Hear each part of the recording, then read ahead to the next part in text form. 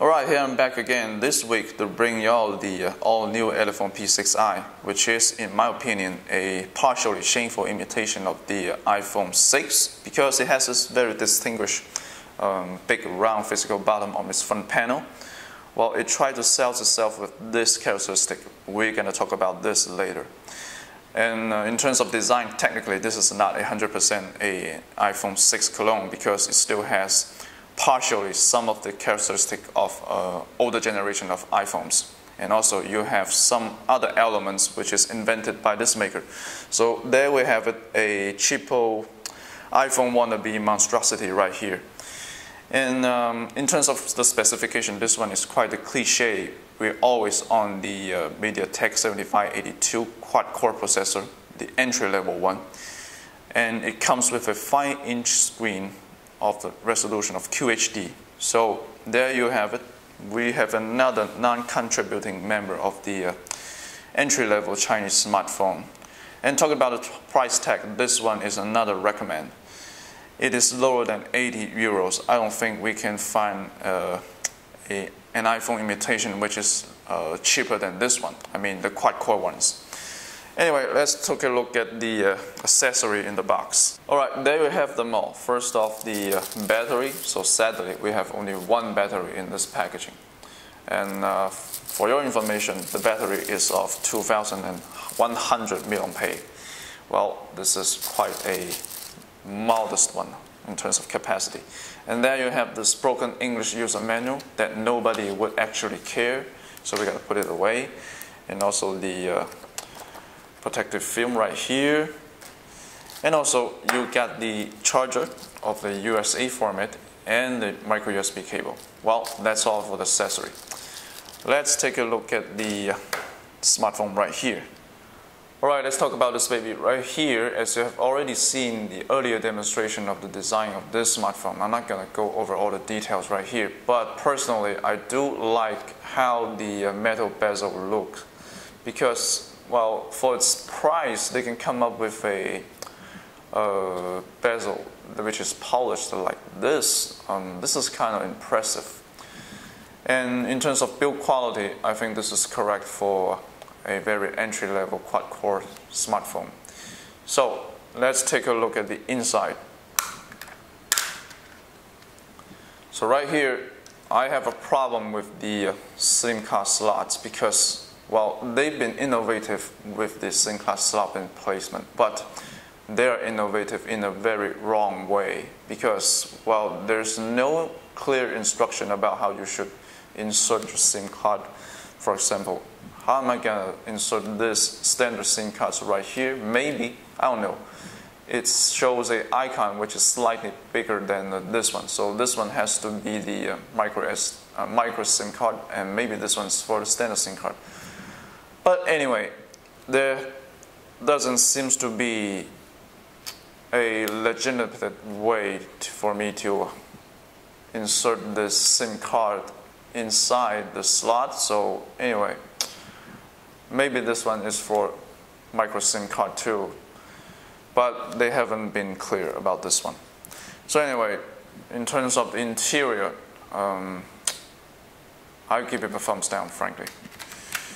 So right now, let's load up the battery and then we're gonna check out the system.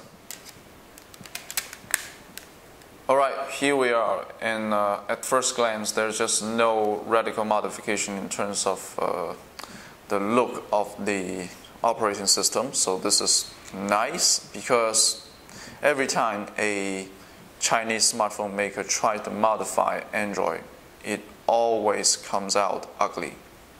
So anyway, let's take a look at the settings screen. First off, we gotta verify the Android version. So right here we have the Android KitKat, the 4.4.2. Well, let's see if there's other functionality presented on the settings screen. So there seems to be no additional functionality presented in the settings screen, so this is quite a basic smartphone. No MFC, no the gesture awake something. Nothing like that. So this is very basic stuff. Alright, moving on. There's something we have to verify. First off, the LED notification.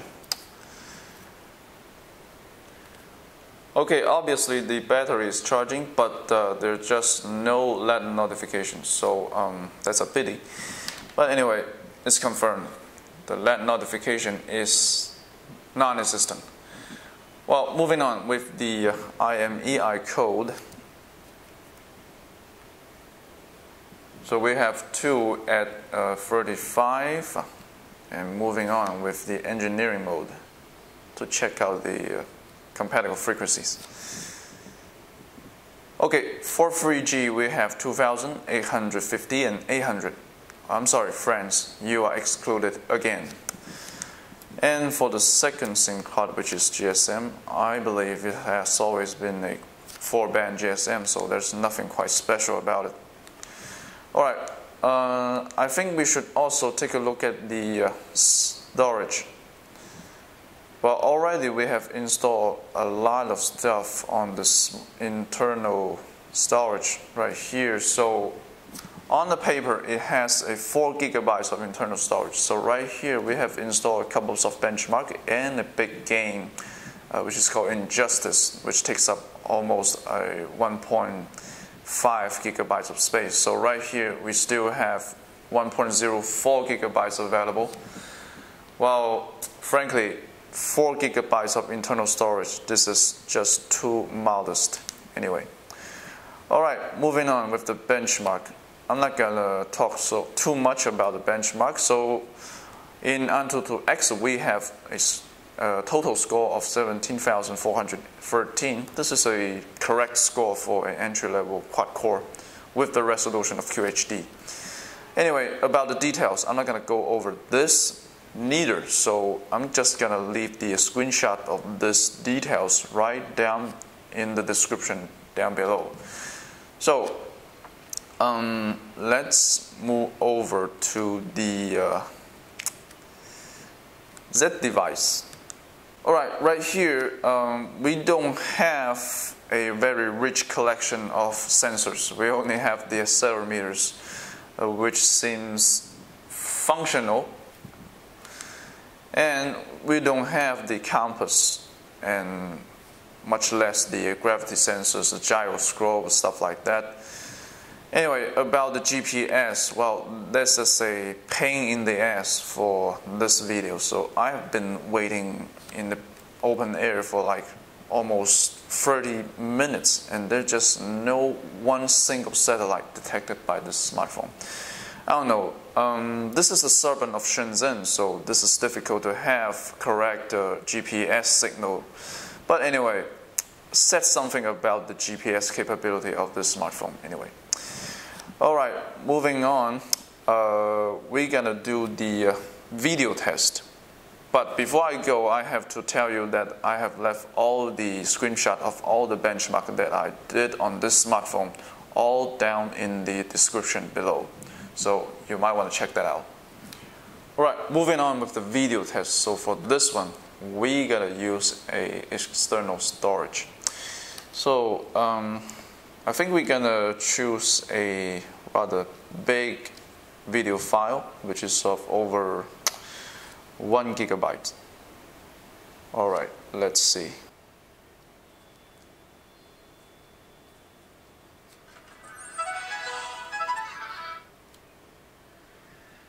Well, I know this has been very repetitive that I always use the same video file for the video test. But anyway, I've been looking for adequate test file for video test. But recently, we have a problem with a major video site in China. So it's kind of hard to come by with a new video.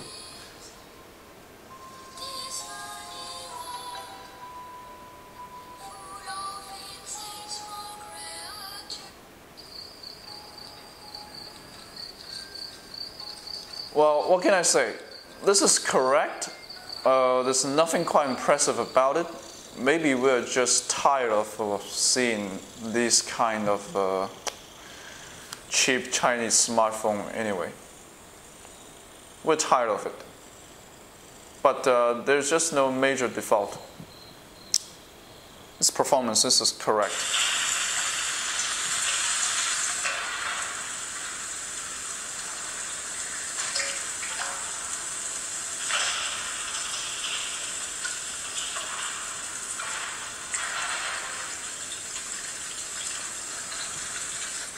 Anyway, I'm not going to go on any further on this one.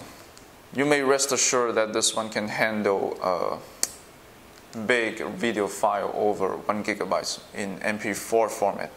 Anyway, so next, let's move on to the camera test. Alright, talking about the camera right here, first off, let's look at the interface.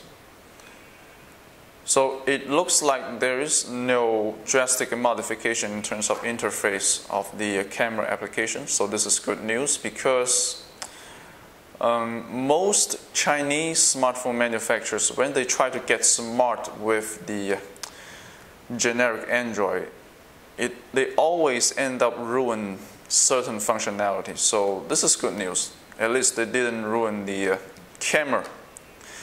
Well, talking about the autofocus right here, this is not reactive at all. Frankly, this is just too slow.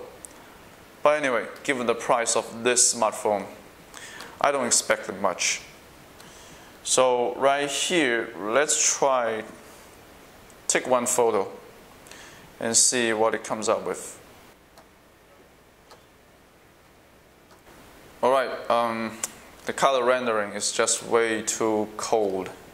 It has a very visible white noise on this image.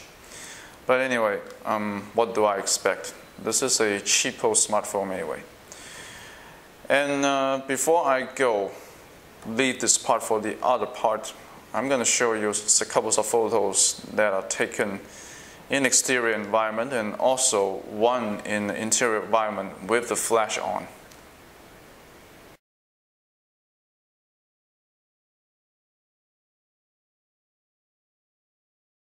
Okay, for the Wi-Fi and internet test, let's first take a look at the Wi-Fi analyzer.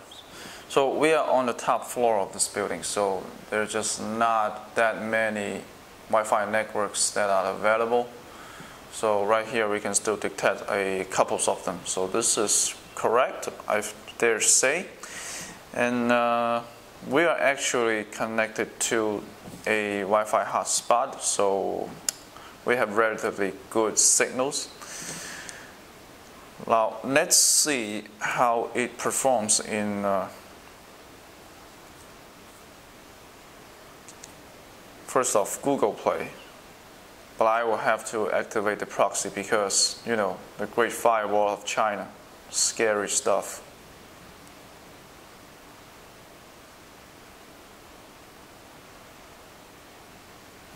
All right, it looks like it's doing normal. Well, you always have to wait a little bit for the image and the description and blah, blah, blah. But anyway, it's okay. All right, moving on, I'm gonna try the Google Plus.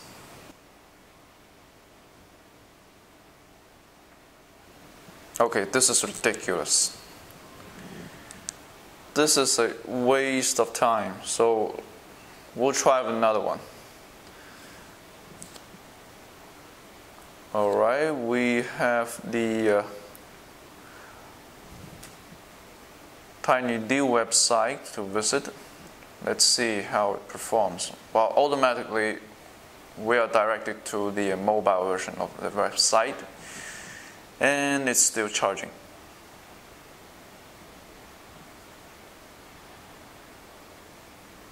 Yeah, this is just painful.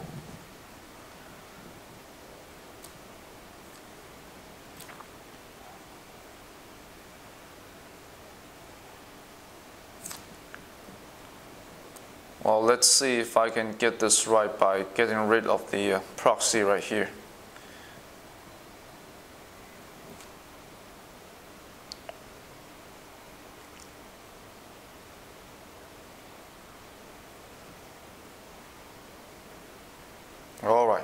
there we are.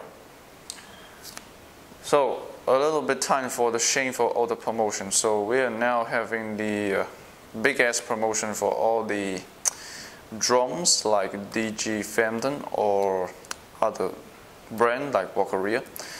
Alright, anyway, in terms of loading speed, this is just kind of painful, but I dare say there's something wrong with the Wi-Fi hotspot too, so I can't blame 100% on this smartphone. But anyway, for the Wi-Fi test, it is confirmed that we have a normal reception of Wi-Fi signals, and also we have a functional Play Store. So this is not bad at all. Okay, I'm not gonna stay on this video forever, and I didn't do the gaming test because I think for an entry-level quad-core, this is not gonna be interesting. Anyway, before I go, I would like to say a few words about this one. So, given the price, the workmanship, and the build quality, it's just fine, it's correct. Well, there's also something quite impressive with the metal bezel right here. But what's not that cool is that it tried to sell itself with the very distinguished iPhone 6-like round physical bottom. Well, this is a very bad strategy because you abandon the classical free physical bottom on the front panel of most Android phones, which is quite imperative to most Android users. So why would you try to become something that you cannot become while abandon something that is originally important to you? So this is just contradictory. But anyway, as you might have noticed, I also have a smartwatch right here that I'm gonna test for next week. So stay tuned, but there's no guarantee that I will post a video on the English channel. Anyway, I hope you like this video, and don't forget to subscribe. We'll see you next week.